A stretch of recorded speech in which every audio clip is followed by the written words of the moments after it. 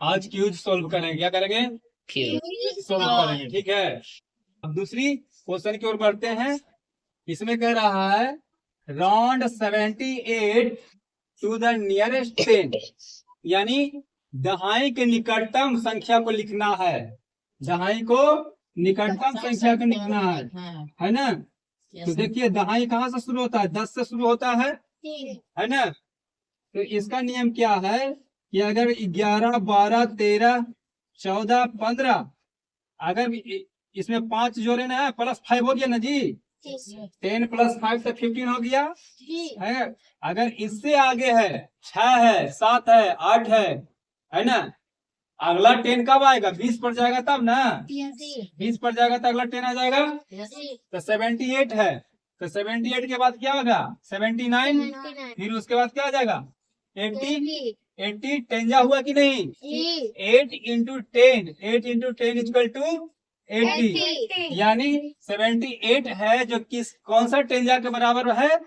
80 के बराबर है। तो इसका सही आंसर क्या आ जाएगा? इसका सही आंसर क्या आ जाएगा? 80। क्या आ जाएगा? 80। अब तीसरा क्वेश्चन में है राउंड 638 टू द नियरेस्ट 100, यानी 638 का निकटतम सैकड़ा लिखना है।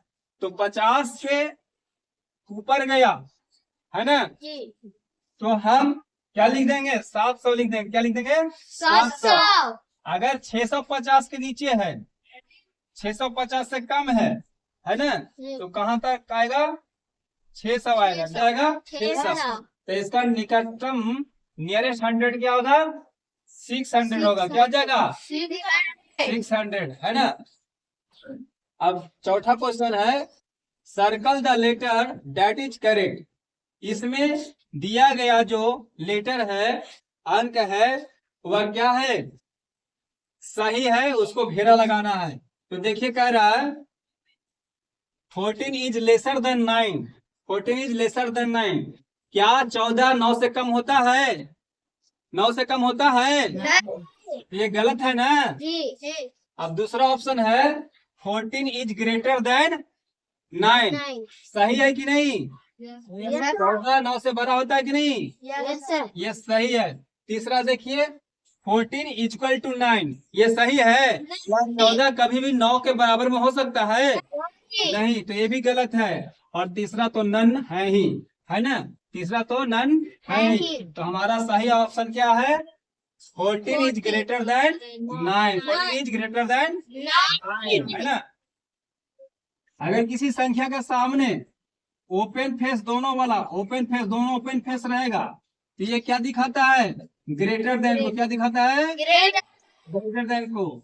और ये जो एंगल वाला जो फेस है, ये क्या देगा? लेसर देन को दिखाएगा। क्या देगा? लेसर देन को, है ना। समझ में आया? Yes sir. ओके, बोलता नहीं है जी। यस। अब पांचवा है right the value for the underlined digit.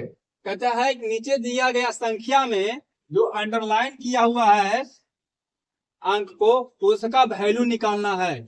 तो देखिए यहाँ क्या संख्या है? 3792।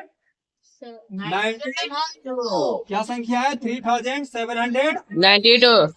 इसमें अंडरलाइन संख्या कौन सा है? 7। तो इसको क्या करना है? हमें गिनना है, निकालना है, पता करना है। 1 जा 10 जा, 1 जा 10 जा 100, है ना। 7 जो है कौन सा स्थान पे है? सैकड़ा का स्थान पे है। किसके स्थान पे है ना। तो 7 × 100 कर देंगे। 7 × 100 कर देंगे तो इसका वैल्यू कितना हो जाएगा? 700, यानी 700 हो जाएगा। क्या हो जाएगा? यानी जो अंडरलाइन डिजिट है उसका वैल्यू क्या है? 700। क्या है? मजा आया? ठीक है। में आया? कोई कमी है? चलिए ठीक है, आप प्रैक्टिस सेट बनाएंगे।